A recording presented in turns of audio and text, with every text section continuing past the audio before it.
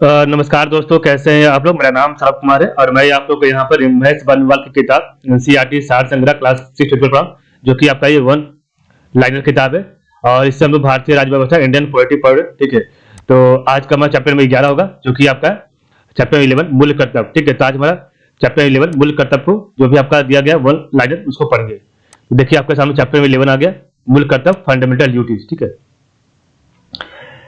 तो किस देश के संवैधानिक प्रावधानों से प्रभावित होकर किस देश के संवैधानिक प्रावधानों से प्रभावित होकर भारतीय संविधान में मूल कर्तव्य को सम्मिलित किया गया। तो पूर्व सोवियत संघ के जो है संवैधानिक प्रावधानों से।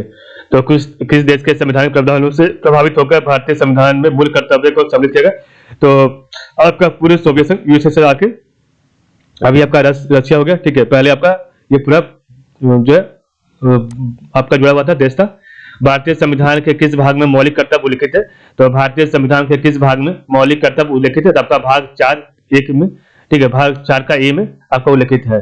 स्वर्ण सिंह समिति ने संविधान में 8 मूल कर्तव्यों को जोड़े जाने का सुझाव दिया था, लेकिन 42वें संविधान संशोधन 1976 द्वारा 10 मूल कर्तव्यों को जोड़ा गया है। ठीक है, तो स्वर्ण सिंह समिति ने संविधान में 8 मूल कर्तव्यों को जोड़े जाने का सुझाव दिया था, लेकिन 42वें संविधान संशोधन अधिनियम 1976 द्वारा 10 मूल कर्तव्यों को जोड़ा गया है। ठीक है, भारतीय संविधान में मूल कर्तव्य किस समिति की अनुशंसा पर शामिल किए गए थे। तो भारतीय संविधान में मूल कर्तव्य जो है किस समिति की अनुशंसा पर जोड़े गए थे। तो आपका सरदार स्वर्ण सिंह समिति के 1976 में गठित किया गया था। ठीक है, भारतीय संविधान में 11वें मूल कर्तव्य को किस संशोधन द्वारा जोड़ा गया।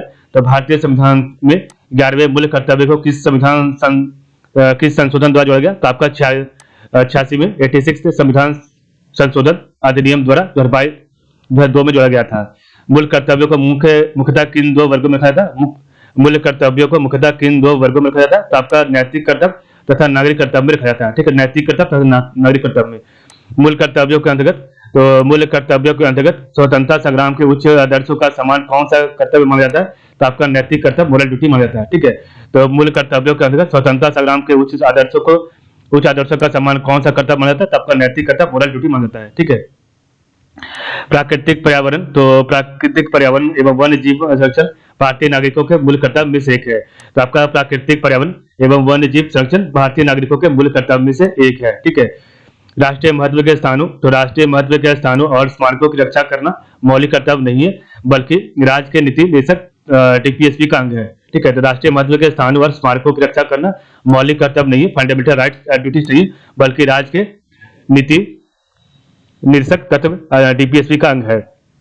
महिलाओं के सम्मान के लिए कुप्रथाओं का त्याग करना प्रत्येक भारतीय नागरिक का कर्तव्य या किस अनुच्छेद में वर्णित है। तो आपका अनुच्छेद आर्टिकल 51 का 5 में जो है वर्णित है। ठीक है, तो महिलाओं के सम्मान के लिए कुप्रथाओं का त्याग करना प्रत्येक भारतीय नागरिक का कर्तव्य, ये आपका आर्टिकल 51 का 5 या 51 का 5 में है। ठीक है, मूल कर्तव्य किन पर लागू होते हैं। तो मूल कर्तव्य आपका केवल नागरिकों पर लागू होते हैं। ठीक है, नेक्स्ट आपका इधर आपका नागरिकों के लिए जो आपका 11 मौलिक कर्तव्य दिया उसको यहाँ पर दिया गया। ठीक है, तो नागरिकों के लिए 11 मौलिक कर्तव्य। तो सबसे पहला आपका है संविधान का पालन करें। तो संविधान का पालन करें और उसके आदर्शों, संस्थाओं, राष्ट्र ध्वजों और राष्ट्रगान का आदर करें। तो संविधान का पालन करें और उसके आदर्शों, संस्थाओं, राष्ट्र ध्वज और राष्ट्रगान का आदर करें।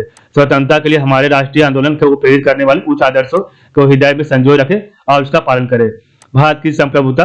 तो भारत की संप्रभुता, एकता और अखंडता की रक्षा करे और उसे अक्षुण्ण रखे। ठीक है, देश की रक्षा करे। तो देश की रक्षा करे और आह्वान किए जाने पर राष्ट्र की सेवा भी करे। ठीक है, फिफ्थ आपका भारत के सभी लोगों। तो भारत के सभी लोगों में समरसता और समान भातृत्व की भावना का निर्माण करे, जो धर्म, भाषा और प्रदेश या वर्ग आधारित सभी भेदभावों से परे हो। ऐसी प्रथाओं का त्याग करे जो स्त्रियों को समान के विरुद्ध हो। ठीक है, हमारी सामाजिक सांस्कृतिक कंपोजिट कल्चर की गौरवशाली परंपरा का महत्व समझे और उसका परीक्षण करे। प्राकृतिक पर्यावरण। तो आपके प्राकृतिक पर्यावरण जिसके अंतर्गत वन, झील, नदी और वन्य जीव सम्मिलित है की रक्षा करे और उसका संवर्धन करे तथा प्राणी मात्र के प्रति दया भाव रखे। वैज्ञानिक दृष्टिकोण। तो आपका वैज्ञानिक दृष्टिकोण मानववाद, ज्ञान अर्जन तथा सुधार की भावना का विकास करे। ठीक है, सार्वजनिक संपत्ति को सुरक्षित रखे और हिंसा से दूर रहें। तो सार्वजनिक संपत्ति को सुरक्षित रखे और हिंसा से दूर रहें। व्यक्तिगत और सामूहिक तो व्यक्तिगत और सामूहिक गतिविधियों के सभी क्षेत्रों में उत्कर्ष की ओर बढ़ने का सतत प्रयास करें, जिससे राष्ट्र निरंतर बढ़ते हुए प्राप्ति की नई ऊंचाइयों को प्राप्त करे। ठीक है। 11th आपका 6 वर्ष की आयु से 14 वर्ष की आयु के बच्चों के माता पिता और संरक्षक जो भी है उन्हें शिक्षा के अवसर प्रदान करें, और इस कर्तव्य को संविधान के 86वें संशोधन अधिनियम 2002 में की धारा 4 में जोड़ा गया था। ठीक है। किसी व्यक्ति को राष्ट्रगान गाने के लिए बाध्य किया जा सकता है। सर्वोच्च न्यायालय ने किस मामले में ऐसा कहा? तो किसी व्यक्ति को राष्ट्रगान गाने के लिए बाध्य किया जा सकता है। सर्वोच्च न्यायालय ने किस मामले में ऐसा कहा? तो विजय इमैनुअल बनाम केरल राज्य 1986 में इस बात को कहा था। ठीक है। नेक्स्ट आपका है सर्वोच्च न्यायालय का मुख्य न्यायाधीश। तो सर्वोच्च न्यायालय के मुख्य न्यायाधीश PN भागवती 1985 से 1986 को जनहित याचिका का जनक, फादर ऑफ PIL कहा जाता है। ठीक है। तो हमारा चैप्टर नंबर 11 कंप्लीट हो गया। कल हमारा चैप्टर नंबर 2 होगा। ठीक है। तो आज के लिए बस टाइम। आप लोग का बहुत बहुत धन्यवाद।